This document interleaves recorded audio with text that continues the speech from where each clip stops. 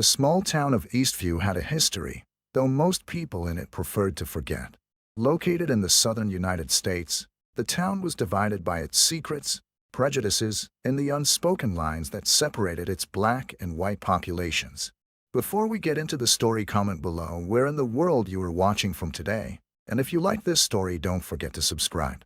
On Main Street, nestled between the faded walls of a convenience store and a closed-down dry cleaner, sat Thomas's barber shop. Its window, a patchwork of chipped glass and age-worn wood, was etched with a simple sign, Thomas's Barber Shop, haircuts with pride. Inside, the air was thick with the scent of aftershave, air tonic, and the clatter of scissors. The buzz of clippers could be heard in the background as Thomas, a man in his late 40s with a wiry frame, worked tirelessly. His hands were steady, moving with the precision of someone who had done this every day for nearly 2 decades. Though he'd built a reputation for being an excellent barber, his shop was more than just a business. It was a haven for the black community in a town that didn't always welcome them. On that particular Tuesday, the door jingled open, and in stepped Jack. Tall, with light skin and a pair of piercing blue eyes, Jack was a newcomer. He had recently moved to Eastview, hoping for a fresh start after his last job fell apart. His clothes were neat, but clearly from a different world. A world where you didn't typically step foot into black-owned businesses in Eastview. The moment Jack entered, the room seemed to freeze. The 2 other men in the shop, the regulars, paused mid-conversation, their eyes narrowing as they sized up the intruder. One of them, a man named Carl, coughed awkwardly. It was a look that made Jack feel like he had wandered into the wrong place. Despite the friendly "good morning" from Thomas behind the counter. I need a haircut," Jack said, attempting to sound casual. His voice cracked slightly, betraying his discomfort. Thomas studied him for a moment, his face unreadable. He wiped his hands on a towel before gesturing to the chair in front of him. "Take a seat," Thomas said, his voice measured but calm. There was a slight hesitation in his voice, though Jack couldn't tell whether it was because he wasn't used to white customers or simply because of the tense atmosphere in the room. Jack hesitated, but then sat down, trying to ignore the stares from the 2 men in the corner. Thomas's movements were precise as he prepared to cut Jack's hair, but the silence in the shop was heavy. It wasn't the silence of quiet contemplation. It was the silence of discomfort, of being watched. "So, you're new in town?" Thomas asked as he draped the barber's cape over Jack's shoulders, trying to make conversation. "Yeah," Jack replied, glancing around the shop nervously. "Just moved here. Got a job at the factory down on Oak Street." The words hung in the air like an unspoken challenge. Factory. It was an acceptable way to make a living for some, but it wasn't exactly the kind of thing that would win you friends in a town like Eastview. As Thomas snipped away at Jack's hair, the 2 regulars kept quiet, exchanging uneasy glances. They didn't speak, but their presence was as loud as any words could be. Every movement Jack made, every flick of his hand, seemed to draw their attention. Jack tried to ignore them, but it was hard. He couldn't help but notice the way their eyes followed him, calculating. Every time his gaze met theirs, they quickly looked away, clearly uncomfortable with his presence. As Thomas trimmed Jack's hair, the conversation remained sparse.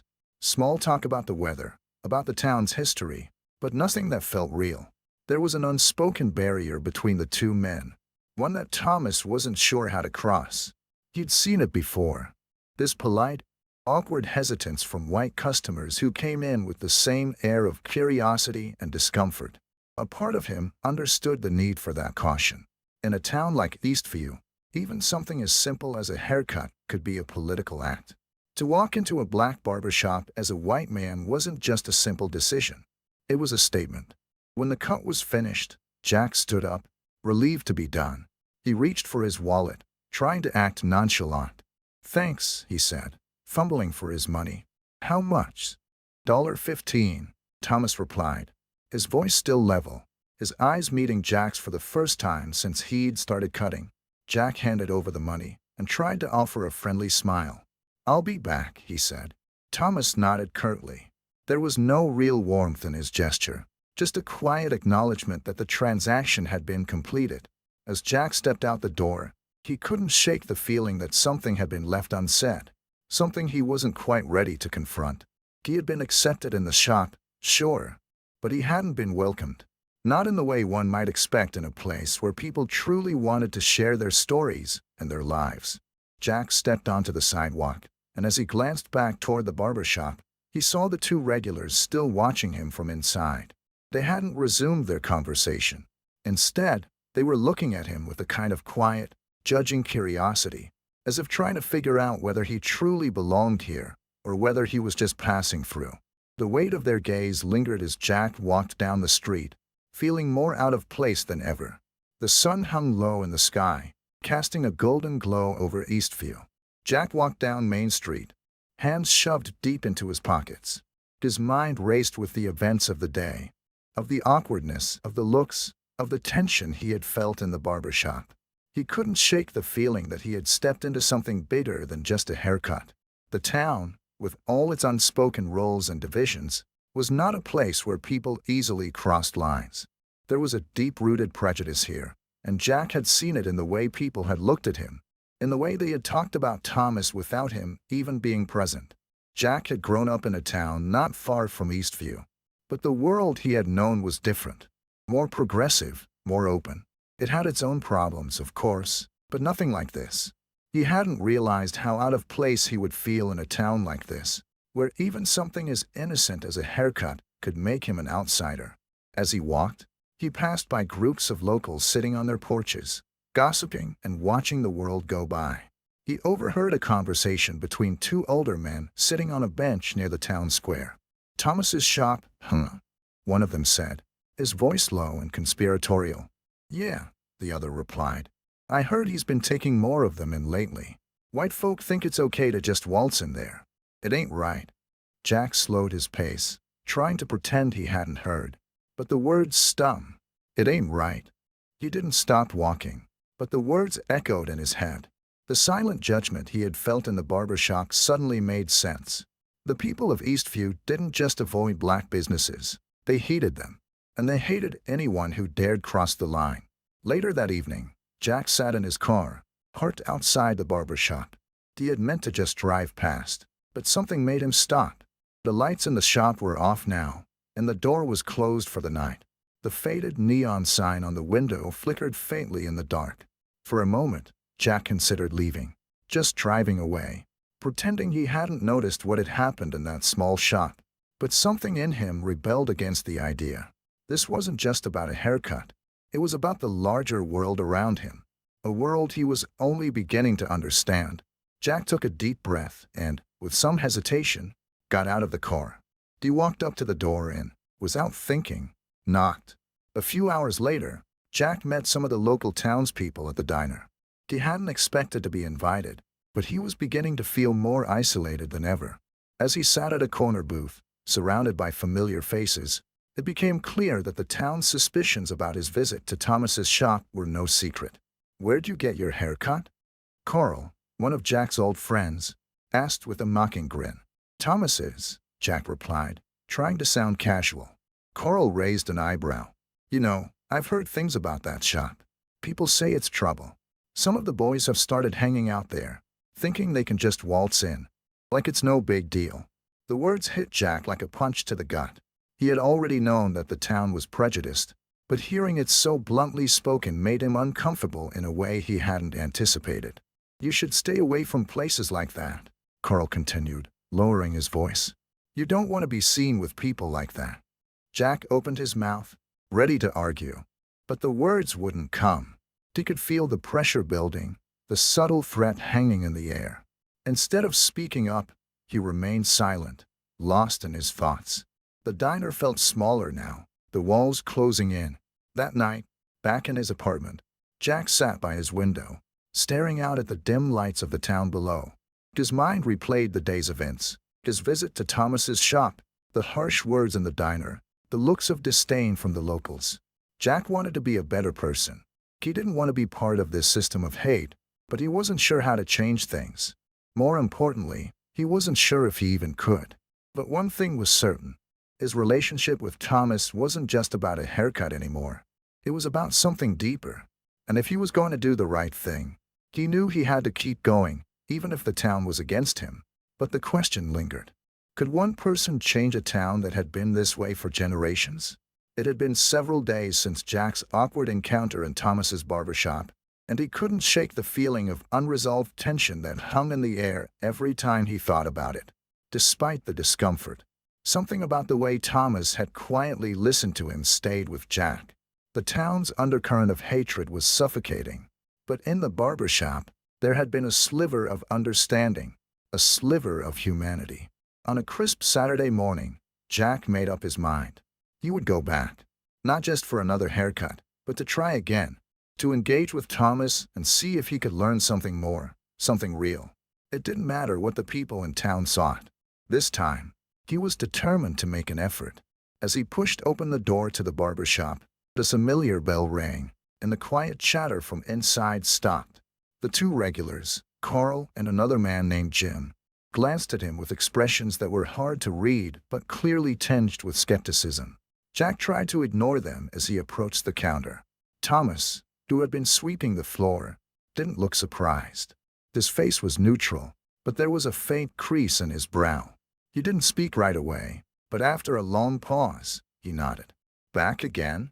Thomas asked, his voice steady, though Jack noticed the small shift in his tone, more like an invitation than an interrogation. "Yeah," Jack said, offering a half-smile. "I wanted to try again, get another cut, and, talk a little if you have time." Thomas hesitated for just a moment before motioning to the chair. "All right, take a seat." As Jack settled into the chair, the familiar discomfort returned. But this time it was different. The shop was quieter now, and the regulars were watching more carefully, as if waiting to see if Jack would prove himself, or if he would slink out like the others before him. "Anything in particular you're looking for today?" Thomas asked, trying to keep the tone neutral. Jack glanced at him, trying to make the conversation feel more human, more relaxed. "Not really, just the usual. But maybe you could tell me about how you got into the business." Thomas nodded, taking out his scissors and starting the cut. "Well, I've been cutting hair since I was about 16. My uncle owned a barber shop in Memphis. I learned from him, came back here to Eastview, opened up shop. It's been a struggle, especially in a town like this." Jack's eyes lingered on Thomas's hands as they moved deftly through his hair. "I imagine it must be tough.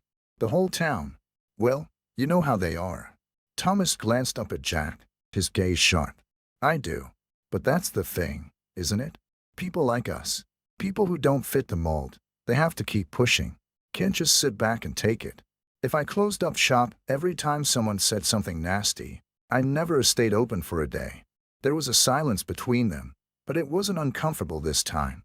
It felt more like an unspoken acknowledgement of the struggles they both faced in different ways. Jack nodded, a weight settling in his chest. I get that. It's hard. I don't know how to change anything. It feels like the town's been this way forever." Thomas's hands paused for a second as he looked directly at Jack. "Well, change doesn't come overnight, but it starts with someone willing to try. I think that's why you came back here today, not just for the haircut." Jack's heart skipped a beat. The words felt like a challenge, but also a sign of trust. "Yeah," he murmured. "I think you're right." Over the next few weeks, Jack found himself returning to Thomas's barbershop, more out of a need for connection than for the haircuts themselves. The more he visited, the more the tension began to dissipate, though it never fully disappeared. The regulars, Carl and Jim, would mutter under their breath whenever Jack came in, their glances still cold, but there was less open hostility. It was a small, quiet shift, but it was there. One late afternoon, after the shop had emptied out, Thomas and Jack sat across from each other. It had been a slow day, and Thomas was cleaning the countertop while Jack fiddled with his phone, trying to decide whether to ask the question that had been gnawing at him for days. Finally, Jack spoke, his voice tentative. "What's it like, growing up here? I mean, as a black man in a town like this?" Thomas paused for a long moment, his hands still. He looked up at Jack, his expression unreadable for a beat before he spoke. "It's complicated," Thomas said, his voice low. "I grew up here, so I know how things work. You learn to keep your head down, don't stir the pot. But when you're black, People look at you differently. You don't get the same opportunities. Don't get the same respect. That's just the way it is. Jack's heart ached as he listened, the weight of Thomas's words sinking in. It was hard for him to fully understand, but it was becoming clear that Thomas wasn't just talking about the hardships of business or his job. He was talking about the weight of living in a place where simply existing as yourself was a constant battle. Thomas continued, his voice steady but carrying the years of experience. But I don't complain. I don't have time for that. The shop is my way of fighting back. People come in here. They sit in the chair. They let me shape them. And in a way, that's my way of shaping the world around me, one person at a time. Jack let out a slow breath. You've got a way with words, he said, a smile tugging at his lips. I think that's something I could learn from. Thomas smiled faintly. You're learning. Don't worry. As the weeks turned into months, Jack and Thomas began to talk more openly, not just about race or the town, but about life in general. Jack learned about Thomas's family, his mother, who had passed away from cancer years ago, and his father, who had never fully supported him becoming a barber. He learned about the struggles Thomas had faced, rose in and out of the shop, and how he had once dreamed of leaving Eastview for a better life, but never could bring himself to leave behind the people who depended on him. Jack, in turn, shared his own stories about his family, the struggles with feeling like an outsider in a town where everyone seemed to know their place. He explained how hard it had been for him to move here, how he was still trying to figure out who he was in this strange new place. I've been trying to find a way to fit in here, Jack said one evening as Thomas cleaned his clippers.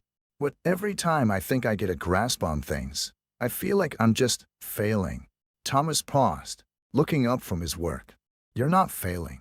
It's just that some places are harder to change than others. But it doesn't mean you shouldn't try. You've got something different about you, Jack. Don't let that fade. Jack met Thomas's gaze. There was something in his words that struck deep.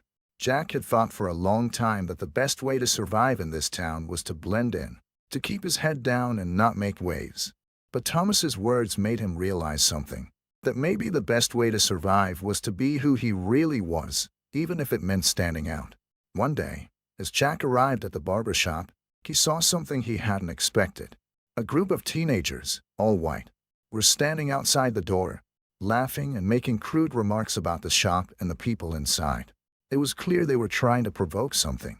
Thomas stepped out from behind the counter, walking toward the door as if he hadn't noticed them. Jack stood frozen, unsure of what to do. But before he could react, he saw Thomas hold up his hand. Is there a problem, fellas? Thomas asked, his tone calm but firm. The teenagers snickered, but none of them responded immediately. Jack could feel the tension building, the anger and hatred thick in the air. One of the boys, a lanky teenager named Cody, stepped forward, trying to provoke Thomas with some racist remark about the shop. But before he could finish, Jack stepped up beside Thomas, his voice loud and unwavering. Hey, that's enough, Jack said, his voice sharp. No one's got time for that kind of crap. Just leave him alone. The group fell silent for a moment, clearly caught off guard. They exchanged uneasy glances before muttering and walking off. Thomas looked at Jack, an unreadable expression on his face. Thanks, Thomas said quietly. Jack nodded. No one should have to put up with that. For the first time, Jack felt like he had made a real difference. It wasn't much, but it was something. That evening, after the incident with the teenagers, Thomas and Jack sat down together, a quiet camaraderie settling between them. They didn't talk much about the confrontation, but there was a new understanding between them, a bond that had grown stronger over time. You did good today, Thomas said, breaking the silence. Jack smiled, the weight of the day lifting. I think I'm starting to get it. About you. About this town. Thomas nodded. You've got more fight in you than you think, Jack. But you've also got something else. You've got a heart. For the first time in a long time, Jack felt like he belonged. Not because the town had accepted him, but because he had found someone who understood him. And maybe, just maybe, he could start making a difference, one small step at a time. As the months passed, the relationship between Jack and Thomas continued to grow. Jack started attending community events, even helping to organize a fundraiser for the local youth center that Thomas supported. Slowly, He became more involved in the town, not as an outsider trying to fit in, but as someone trying to make a difference. Though the town's prejudices didn't disappear overnight, Jack's actions began to plant the seeds of change. He didn't have all the answers, and he didn't expect everything to be easy. But he had learned that sometimes, the most important thing was to keep trying, to keep pushing against the walls that society built. And with Thomas by his side, Jack knew he wasn't alone in this fight. As summer rolled into Eastview, the town seemed to change in subtle ways, although its underlying tensions remained as thick as ever. Jack had been spending more time in Thomas's barber shop, gradually earning the respect of the few who allowed him to step into their world. But every step forward felt like 2 steps back. There were whispers in the streets, glances that lingered too long, and a subtle unease that followed him wherever he went. It was another Friday afternoon when Jack arrived at Thomas's shop, a mug of coffee in hand. As he stepped inside, the usual sounds of clippers buzzing and scissors snipping filled the air. Thomas, as always, was behind the counter, his focus on a customer in the chair. The 2 regulars, Carl and Jim, sat in their usual spots, their attention on the local news. "Morning, Jack," Thomas greeted, his tone warm but reserved as he glanced up. "Morning," Jack replied, sitting down in the corner. He pulled out a newspaper, trying to ignore the prickling sensation of eyes on him from across the room. The regulars didn't say anything to him, but the silence felt like it spoke volumes. It was as if they were waiting for him to say something, anything, to prove he was still one of them. Jack cleared his throat, trying to sound casual. "I saw that protest on the news last night. Some people here want to shut down the center that helps the kids, right?" Thomas paused for a moment, his eyes flickering with a quiet anger that he quickly masked. He nodded slightly, continuing his work. "Yeah, the town's divided about it. Some folks don't think the money should go to programs that help the black kids around here. It's always been this way." Jack's brow furrowed, but he said nothing more. He knew that questioning the town's deep-rooted prejudices out loud could make him a target, and he wasn't ready for that yet. He sat in silence, watching Thomas work. There was a weight in the room that had only grown heavier since his arrival, as if the whole town was holding its breath, waiting for something to happen. The next evening, Jack found himself sitting at the local diner, the same place where the townspeople gathered to exchange gossip and news. Carl and Jim were already there, speaking in hushed tones as Jack walked in. There was a strange tension in the air, and Jack couldn't shake the feeling that something was about to break. As he took his seat at the counter, the waitress, Mary, gave him a small smile. But before he could order, Carl leaned in, his voice low but cutting. "I heard you've been hanging out with that Barber," Carl said, his tone a mixture of accusation and disdain. Jack didn't respond right away, sensing that this wasn't going to be a casual conversation. "Thomas," he said, trying to sound nonchalant. "Yeah, I get my haircuts there. What's the problem?" Jim, sitting next to Carl, chimed in, his voice harsh. "The problem is that you're wasting your time. That shop's trouble. We don't need outsiders in here stirring things up." Jack's grip on his coffee tightened. He could feel the heat rising in his chest, but he kept his voice calm. "I'm not stirring anything up. I'm just talking to someone who knows how to do their job. You should try it sometime." The words stung, but they were true. It wasn't the first time he'd heard such things, but something about Carl and Jim's outright hostility made it harder to swallow. He had come to Eastview hoping for a fresh start, but now it seemed like his every move was being scrutinized. "You know, Jack," Carl continued, his voice low but venomous, "you're not going to change anyone's mind by spending your time with people like that. You don't belong here." Jack's face flushed with anger, but before he could respond, Mary the waitress intervened. "That's enough, Carl," she said firmly, stepping between the men and Jack. "Don't start trouble in my diner." Carl and Jim exchanged a look, their jaws clenched. There was a moment of silence before Carl stood up, muttering under his breath. "You're just digging your own grave, Jack," he said, before walking out of the diner, Jim trailing behind him. Jack sat there for a long moment, the words echoing in his head. He hadn't expected the confrontation to be so harsh, but it wasn't surprising. People here were stubborn, and they didn't take kindly to change. especially when that change came in the form of a white man who refused to conform to their expectations. The next day, Jack stood in front of Thomas's barber shop, his hand resting on the doorframe as he took a deep breath. He had seen Carl and Jim in town that morning, and their words from the diner still stung. He wasn't sure why their disapproval bothered him so much, but it did. When he stepped inside, the shop was quieter than usual. There were no customers, and Thomas stood behind the counter, wiping down the surface. The tension between them was palpable, but this time it wasn't the quiet discomfort of their previous encounters. It was a silent understanding. "Jack," Thomas said, looking up as Jack approached. "You okay?"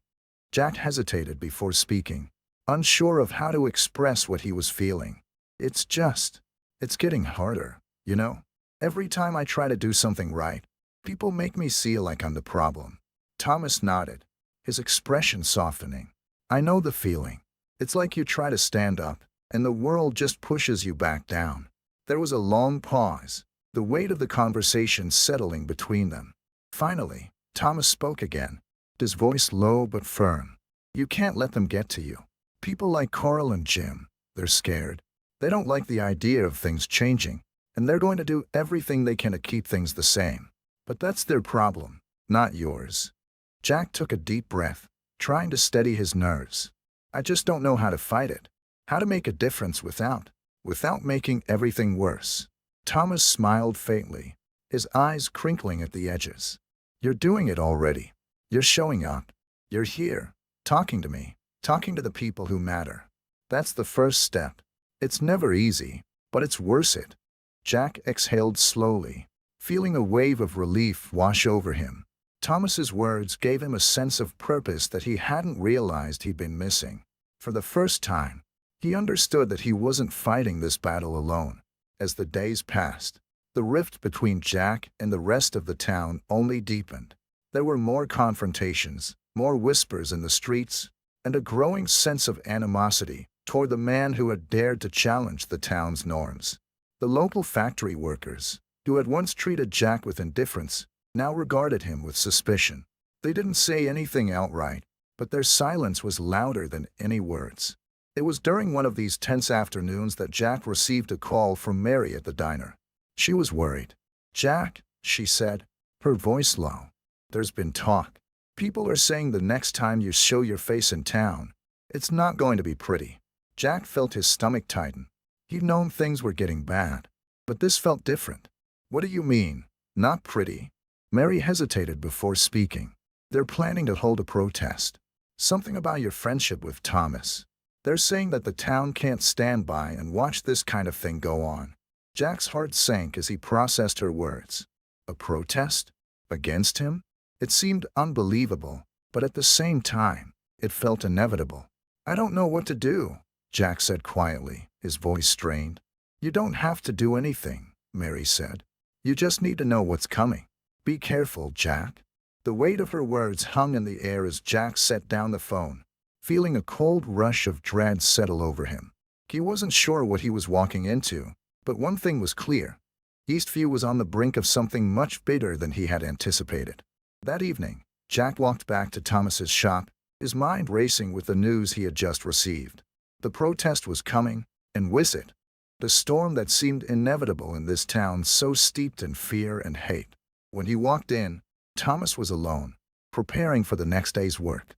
He looked up when Jack entered and immediately saw the worry on his face. "What's wrong, Jack?" Thomas asked, his voice low. "They're planning a protest. They're coming for me," Jack replied, his voice heavy with frustration and uncertainty. Thomas studied him for a moment, then nodded. "I knew something like this would happen. People like to talk, but they're even more afraid of someone who doesn't follow their rules." Jack shook his head. "I don't know what to do anymore. I don't think I can win this fight." Thomas stepped closer, placing a hand on Jack's shoulder. "You're not fighting them, Jack. You're fighting for something bigger. And that's what will get you through this. You don't have to change the whole town. But if you change one person's heart, that's enough. And right now, you're doing more than anyone else is willing to do." Jack met his gaze, the weight of his words sinking in. "I'm not giving up," Jack said, his voice steady now. a newfound resolve beginning to form. I'm in this for the long haul. Thomas smiled, the first real smile Jack had seen in a while. Then let's see this thing through. Together. As Jack stood in Thomas's shop, surrounded by the quiet hum of the town, he realized something profound. This fight, this struggle, it wasn't just about him. It wasn't just about changing the town or the people in it. It was about the little victories along the way, the quiet acts of resistance that added up to something larger than any protest or argument. Jack wasn't alone anymore, and that gave him the strength to keep moving forward, no matter what came next. The next few days felt like the calm before a storm. The small town of Eastview was buzzing with rumors and whispers about the protest, the one that had been planned in response to Jack's continued visits to Thomas's barber shop. It had been mentioned in passing, comments on the street, in the diner, among the factory workers. But now, the event had a definite date. People were gathering, preparing to take action against what they called an outsider's influence. Jack could feel the tension in the air, thickening with every passing hour. He had spent the last few nights at Thomas's shop, talking over what to do. Thomas had been resolute. Stay strong, and don't back down. You're not just fighting for yourself. You're fighting for the future of this town. But as the protest neared, Jack wasn't so sure anymore. The weight of the situation was starting to feel unbearable. He had never imagined that his simple act of getting a haircut from a black man could ignite such a backlash. The town felt smaller now, its limits clearer, its judgment sharper. He wasn't sure how much longer he could handle being the focus of so much hostility. On the morning of the protest, Jack made his way into town, his usual route to Thomas's shop feeling more like a walk through enemy lines. People eyed him with barely concealed contempt. It was no longer a mere whisper. It was open and biting. When he reached the barber shop, Thomas was there, standing at the counter, looking calm but somehow expectant. "Everything okay?" Jack asked, his voice tentative. Thomas looked up, his eyes steady. "We're gonna be all right. People can shout all they want, but it doesn't change anything. Just keep doing what you're doing." Jack nodded, though the uncertainty still gnawed at him. He didn't know how things would play out. He didn't know if this protest would be the breaking point. But the thought of backing down felt worse than facing the storm head-on. The protest began just after lunch. A large group of people had gathered near the town square, holding signs and chanting slogans about keeping Eastview pure and no outsiders allowed. Jack had heard rumors of the violence that sometimes came with these protests, the jeers, the insults, and the threats that were often hurled at those who didn't conform to the town's narrow view of how things should be. He watched from the window of Thomas's shop as the crowd gathered. The air was thick with hostility, the sounds of shouting echoing through the streets. He knew they were out there, waiting for something, anything, to give them a reason to strike. Inside the shop, Thomas seemed unbothered. He was focused on his work, cutting hair for a regular customer who had come in, unfazed by the chaos outside. Jack paced, unable to shake the unease in his chest. "This is getting out of hand," he muttered, more to himself than anyone else. Thomas glanced at him, his eyes calm but serious. "You can't let them control how you feel, Jack. They want you to back down. They want you to leave. Don't give them that power." Jack ran his hand through his hair, trying to steady himself. "I don't know if I'm strong enough for this." Thomas smiled slightly. "You're stronger than you think. Just stand your ground. The more you show up, the more they realize they can't intimidate you." Later that afternoon, after the protest had gained momentum, Carl and Jim, along with a few other familiar faces, entered the shop. They didn't bother to sit in their usual spots. They stood by the door, their eyes cold and hard as they stared at Jack. Well, look who's still here," Carl sneered. "Thought you'd have enough sense to stay away after all this. But I guess you're just too stubborn." Jim didn't speak, but his stare was just as sharp, filled with judgment. Jack stood from his seat, taking a deep breath. He had been avoiding confrontation for weeks, trying to maintain peace. But now, with everything hanging in the balance, he felt like it was time to make a choice. "I'm not leaving," Jack said, his voice steady. "I'm not afraid of you, Carl, and I'm not afraid of anyone in this town." Carl's face darkened. "You're playing with fire, Jack.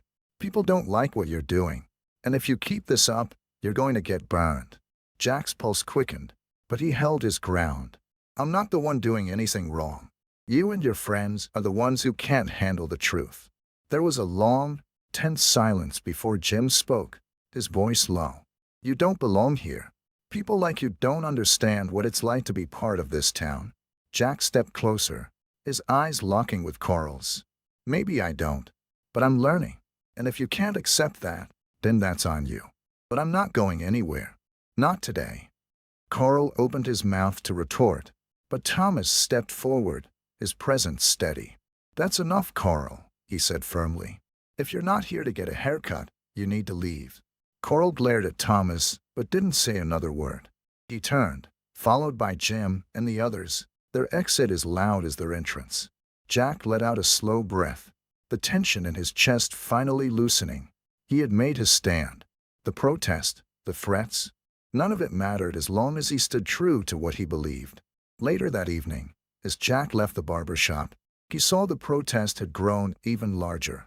The crowd was more riled up now, chanting and waving signs with anger in their eyes. The town square had become a battlefield, and Jack was standing at the heart of it. He walked toward the square, his feet heavy, his heart pounding. The crowd parted slightly as he moved through, eyes narrowing as they saw him, the white man who had sided with the black barber. Jack could hear their muttered insults, the whispers of disapproval. Then, Carl and Jim appeared in front of him, blocking his path. Carl's eyes were narrowed, his fists clenched at his sides. You're making a mistake, Jack, Carl said, his voice dangerous now. You think you're helping? You're just making things worse for yourself. Jack looked around, seeing the crowd that had gathered. This was it, the moment he could either turn back, or he could stand firm and show them that he wasn't going to be intimidated. I'm not going to hide, Jack said, his voice strong. I'm here to stay, and I'm not afraid of you or anyone else. Carl laughed, a bitter, cold sound. You think you're some kind of hero? You're just a fool. Jack stood tall, refusing to back down. He could feel the eyes of the crowd on him, the heat of their judgment, but he knew one thing for sure. He wasn't going to give in to fear anymore. He had come too far to turn back now. A tense silence hung between them before Thomas appeared from the edge of the crowd, his voice clear and unwavering. That's enough, Carl, he called out. Jack's not the problem. You are. For the first time in a long while, the crowd fell silent, the weight of Thomas's words settling in the air. Carl and Jim exchanged a look before muttering something under their breath and retreating, their pride wounded but their anger far from quelled. As the protest slowly began to disband, the tension that had suffocated the town for so long began to dissipate. Jack didn't know what the future held, but one thing was certain. He had taken a stand, and for the first time in months, he felt like he had made a real difference. Back at Thomas's shop, the two of them stood side by side, watching the last of the protesters walk away. The town had been tested, but it wasn't broken. You did good today, Jack, Thomas said, his voice quiet but proud. Jack nodded, his heart still racing but filled with a sense of purpose. Maybe this town isn't ready to change yet, he said, his voice steady. But I'll keep showing up. I'll keep doing my part. Thomas placed a hand on Jack's shoulder, giving him a small smile. One step at a time. You'll get there. That evening, as the sun set over Eastview, Jack found himself standing in the doorway of Thomas's shop once more, the weight of everything that had happened settling on him. He wasn't sure what tomorrow would bring, or how the town would react to what had transpired. But in that moment, he felt something he hadn't felt in a long time. It wasn't a grand, sweeping change, but it was a beginning, and sometimes that was enough. The days after the protest were quieter than Jack had expected. The air felt heavy with unresolved tension, but something had shifted in the town. While the streets remained rife with gossip, there was a noticeable change in the way some people looked at Jack. It wasn't as hostile as before, but it wasn't warm either. It was a mix of curiosity and uncertainty, people unsure whether to trust him or not. Jack woke up early one morning, unable to shake the feeling that something was coming. The town, though quieter, seemed to be holding its breath. He had hoped that the protest would serve as a turning point, but he knew better now. Change would come slowly, if at all. He walked to Thomas's barber shop as usual, his thoughts swirling. The town felt both familiar and foreign now, like a place that had been carved into his memory but was slowly being rewritten. When he entered the shop, Thomas was already there, tending to the chair where a new customer sat. The moment Jack stepped in, the sound of the clippers seemed louder than usual, almost deafening. "Morning," Jack said, his voice quieter than he intended. Thomas gave him a quick nod but didn't stop working. "Morning. Everything okay?" Jack looked at Thomas for a moment, then shook his head. "I don't know. Feels like people are just waiting for me to mess up." Thomas paused, his hands stilling for a moment before he continued his work. "They're watching, yeah. People always watch when you try to do something different." Jack's jaw tightened. "It's just exhausting. I don't know how much longer I can keep this up." Thomas finished cutting the customer's hair and turned to Jack, his expression serious. "You're not in this alone, Jack. You don't have to do everything by yourself." Jack sighed, feeling the weight of the past few weeks settling on him again. He had fought for what he believed in, but it felt like the whole town was standing in opposition, waiting for him to fall. The following week, the backlash from the protest began to take form in a way Jack hadn't anticipated. It wasn't just the whispers or the cold stares anymore. People started acting differently toward him, avoiding eye contact, muttering under their breath when he passed. He heard stories of people boycotting Thomas's shop, refusing to get haircuts there. It felt like the town was fracturing in ways that were more painful than he had imagined. One afternoon, as Jack walked through the town square, he overheard a conversation between two women who were standing by the fountain. "Did you hear about Jack, the white guy? I heard he's still hanging out with that barber. Doesn't he know he's ruining everything?" The second woman shook her head. "You know he's too stubborn. The nerve of him, trying to make friends with people like that. I bet he doesn't even know what he's doing." Jack felt his stomach churn as he walked past, trying to ignore their words. The feeling of being an outsider had never been stronger, but now it was amplified by the deep resentment that seemed to be growing around him. He wanted to confront them, to tell them that they didn't understand, that it wasn't about race, that it was about right and wrong. But he knew it wouldn't make a difference. They had already made up their minds. That evening, as Jack was finishing up at Thomas's barber shop, Mary, the waitress from the diner, came in. Her face was drawn, her eyes tired. She had always been a friend to Jack, someone who had offered him a few kind words in the face of all the hostility. But today, there was something different in her eyes, a hesitation that hadn't been there before. "Hey, Jack," she greeted him softly, her voice lacking its usual cheerfulness. "Hey, Mary," Jack replied, sensing her unease. "What's going on?" She took a deep breath, glancing over her shoulder before stepping closer. "I need to talk to you about something. It's about the town. The way things are going." Jack frowned, feeling a sinking sensation in his chest. "What about it?" Mary hesitated again, then spoke quickly. "There's talk, real talk, that you're causing more harm than good. People are saying you've stirred up trouble by sticking around, and they don't like it. They're starting to spread rumors." Jack's face went pale. "Rumors? What kind of rumors?"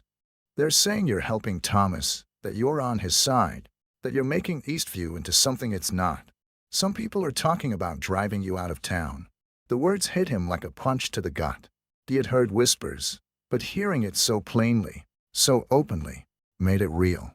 The town he had once tried to be a part of was turning against him. It wasn't just the outsiders now. It was the people he had known, worked with, eaten with. The people who had once shared small talk with him were now questioning his loyalty, his choices. "What do I do?" Jack asked, his voice barely above a whisper. Mary looked at him, her face filled with concern. "You can't stay here much longer, Jack. It's not safe. People are getting angry. They're organizing." Jack felt a deep sense of despair settle in him. "But I'm not doing anything wrong. I'm just trying to be decent." Mary placed a hand on his arm, her expression sorrowful. "I know, Jack, but not everyone here thinks that way, and you're only going to make it worse for yourself." Later that week, things came to a head. The anger and hostility that had simmered for months finally boiled over. The protests had become more frequent, more violent. Threats were made, both subtle and overt. Jack began to notice people following him when he went out, lurking in the shadows, their eyes filled with judgment. His every move was scrutinized. Then, one afternoon, after Jack had just left Thomas's shop, he was confronted by a group of men from the town. Carl was at the front, his eyes filled with cold fury. "You need to leave," Carl said, his voice low and dangerous. "We've had enough of you and your nonsense. You're ruining this town." Jack stood his ground, his fists clenched. "I'm not leaving. This is my home too." Carl stepped closer, his face inches from Jack's. "You don't belong here. You never will." The words stung, but Jack refused to show weakness. "I don't need your approval, but I'm not running away." The men around Carl closed in, their faces angry. Jack could feel the tension rising, the threat of violence hanging in the air. His heart raced as he realized that this could escalate in an instant. Before the situation could get worse, Thomas appeared from behind the corner, stepping between Jack and the group of men. His presence was commanding, his voice steady. "Enough, Carl. You want to fight? Pick it somewhere else. But leave him alone." Carl's eyes narrowed, but he stepped back, muttering something under his breath before turning to leave. The others followed suit, but Jack knew they would be back. The town had made its stance clear, and it wasn't just about him anymore. It was about a way of life that had existed for years, unchallenged and unquestioned. Jack watched them leave, his chest tight with a mixture of anger and fear. Thomas stood by his side, his expression grave. "You okay?" Thomas asked quietly. Jack nodded slowly, but inside, he felt like everything he had worked for was starting to crumble. The town had made its decision about him, and it was one that would be hard to undo. As the weeks passed, Jack grew more and more disillusioned.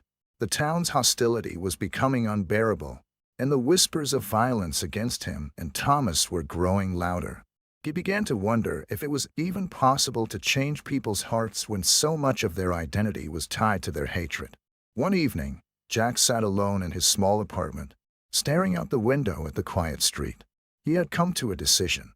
It was clear that Eastview wasn't ready for the kind of change he was hoping for. Maybe it never would be. He picked up the phone, dialing Thomas's number. When he answered, Jack's voice was heavy with resignation.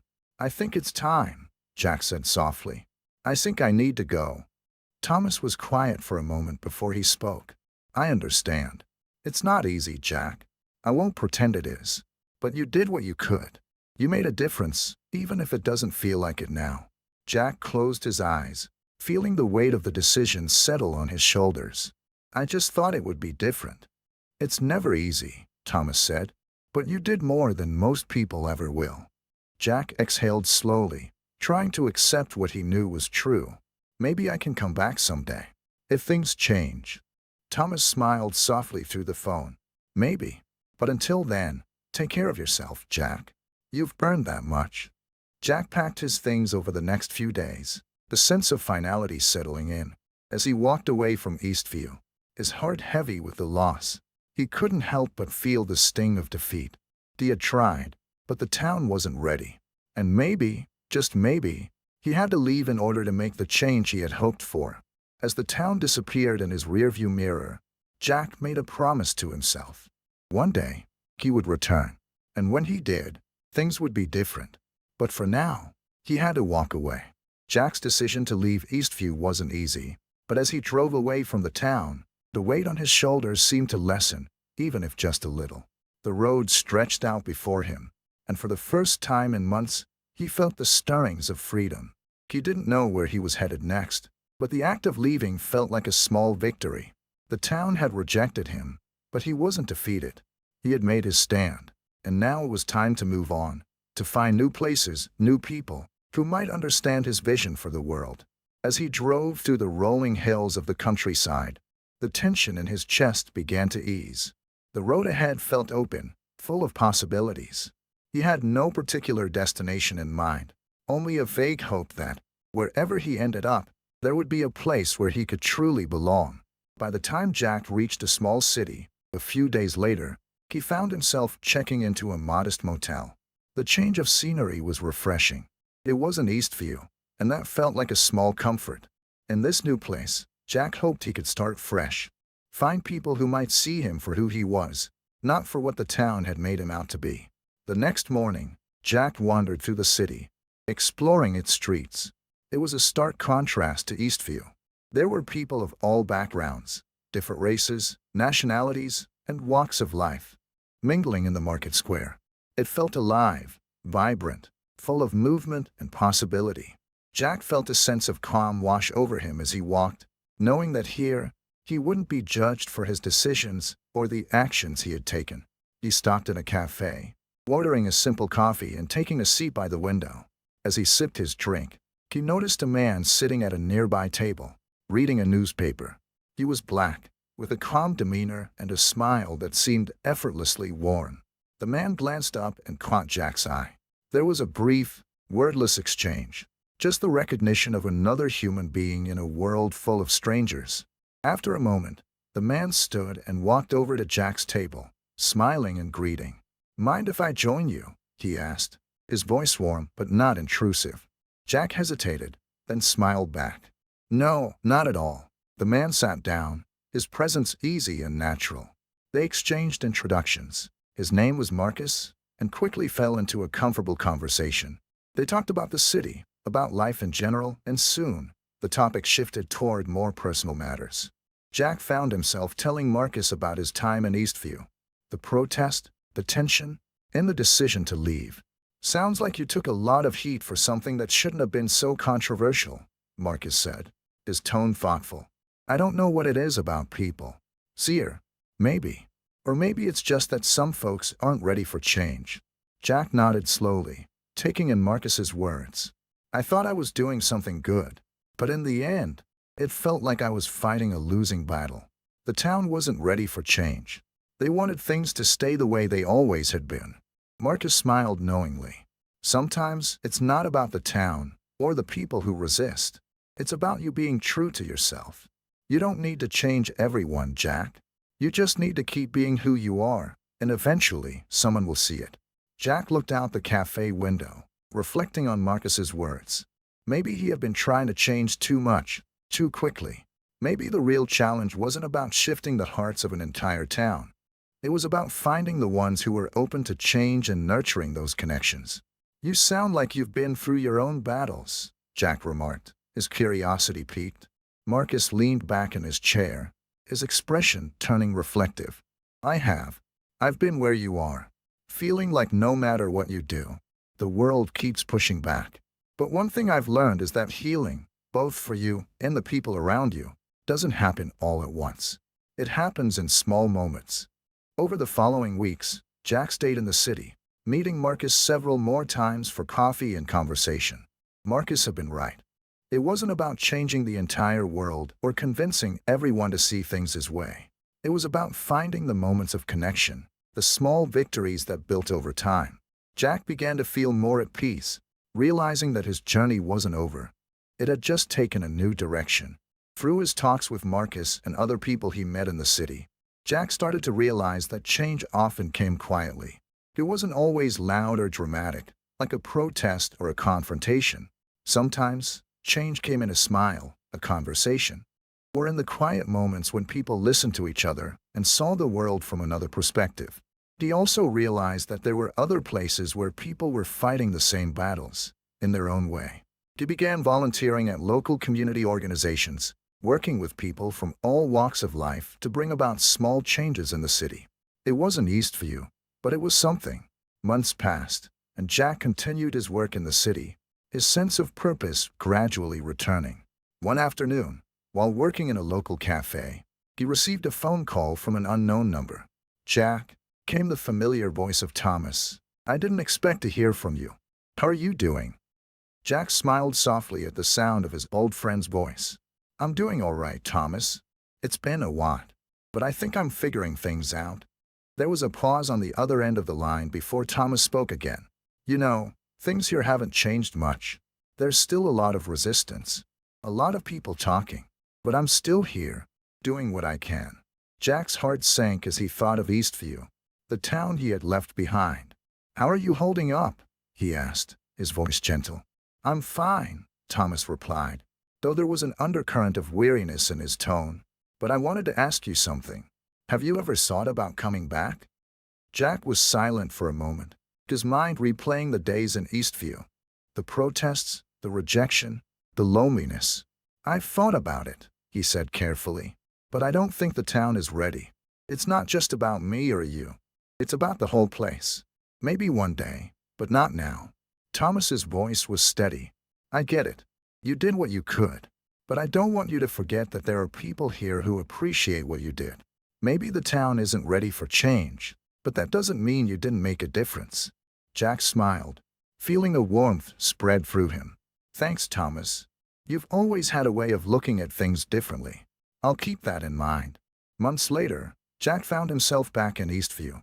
But this time, it wasn't as an activist or a protester. He had come back quietly, just to visit. The town had changed in subtle ways, small shifts that weren't obvious at first glance. He saw new faces in the diner, and the once lonely street outside Thomas's shop seemed busier. The air felt different, lighter, somehow. Perhaps people had grown tired of the hostility.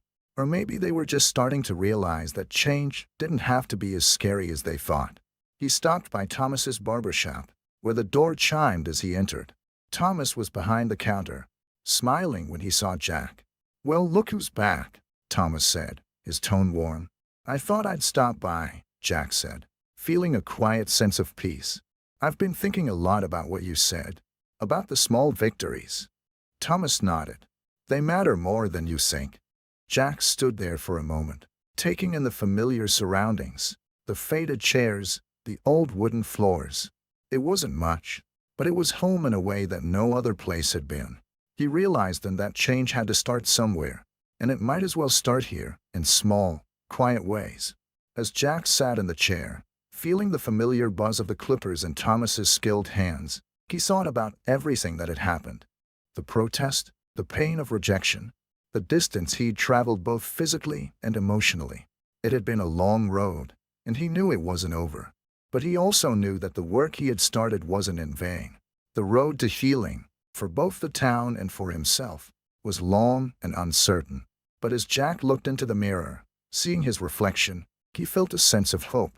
Hope that one day, change would come.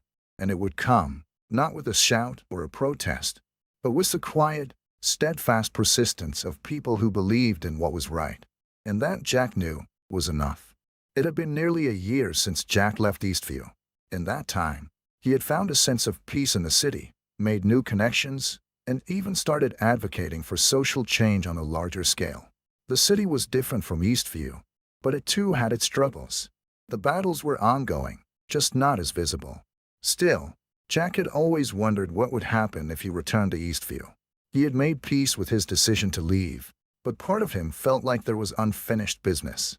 One summer afternoon, Jack drove back into town, unsure of what he would find. As he approached the familiar town square, he saw a subtle but noticeable difference. There were people out, families, tourists, even a few unfamiliar faces. The streets didn't feel as empty as they once had. The absence of anger in the air made the place feel less oppressive. Jack parked his car outside Thomas's barber shop, his hands slightly trembling. He hadn't been back in so long, and despite everything, there was a lump in his throat as he walked toward the shop. When he stepped inside, Thomas looked up, surprised but pleased to see him. Jack, I didn't expect to see you again, Thomas said, setting down his clippers and wiping his hands on a towel. I didn't expect to be back either, Jack replied with a faint smile. I thought I'd come see how you're doing. Thomas nodded, gesturing for Jack to sit down. Same as always. Still cutting hair, still trying to get by. But I can't say things haven't shifted a little around here. Jack took a seat and looked around. The shop was still the same, with its familiar hum of the clippers and the scent of aftershave in the air. But there was something different in the atmosphere. The edges of the hostility he had once felt seemed to have dulled, like a long, drawn-out storm that had finally passed. That evening, Jack decided to stay in Eastview for a few days. He wanted to understand what had changed, if anything. Over dinner at the diner, he struck up a conversation with Mary, the waitress who had once warned him to leave. She had always been kind to him, and now, The warmth in her eyes seemed more genuine. "I've heard things are a bit different," Jack said as they sat down to talk. "The atmosphere around here doesn't feel as tense as it used to. People are starting to talk to me again." Mary nodded thoughtfully. "It's true. Things have changed, though not exactly the way you might think. You left, and some people realize that maybe the town's been stuck in a bad place for too long. A few folks have started speaking out. Nothing major yet, but there's this new feeling, like maybe it's time to do things differently." Jack felt a sense of hope stir in him. Is it really that simple? A few people speaking out and things start to change? Mary shook her head. "Not simple, but people are starting to listen. The protest did something. It got people thinking. And while there are still a lot of folks who don't get it, or don't want to get it, there's enough momentum now that I think we could see some real change." Jack sat back in his chair, feeling a weight lifted. He had always known it wouldn't happen overnight, but hearing that things had begun to shift, however incrementally, made him feel like his efforts hadn't been for nothing. Later that evening, Jack took a walk around the town. He passed the same streets, the same storefronts where he had once felt the cold glares of judgment. This time, though, things were quieter. People still stared, but the animosity didn't feel as sharp. As Jack walked past a small storefront, he was stopped by a voice. "Jack," the voice called, and he turned to see Carl, the man who had once been one of his greatest opponents, standing at the door of his hardware store. Jack tensed, unsure of what to expect. Carl had never been friendly, and he didn't trust him much. "You're back," Carl said, his tone more neutral than it had been during their previous encounters. "Thought I'd see you around sooner or later." Jack nodded cautiously. "I'm not here to cause trouble, Carl. Just trying to figure out if things are different around here." Carl scratched his chin, looking uncomfortable. "Maybe they are. Maybe not. But I'll say this. Things were hard, Jack. You weren't wrong about a lot of it. I didn't agree with how you went about it, but it got people talking. And now there's this weird thing happening. People are thinking more, questioning more. I don't know if it's a good thing, or it's a thing." Jack was surprised. Carl, who had once been so staunch in his opposition, was speaking with a surprising amount of reflection. "You really think people are starting to change?" Carl gave him a small, reluctant shrug.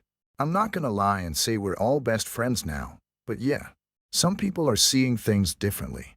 You were right to stick to your guns, even if it cost you." Jack let out a breath he didn't know he was holding. "That's the first time I've heard you say that." Carl gave a half-smile. "Well, don't get too used to it. But yeah, you got through to a few of us. Not everyone, but some."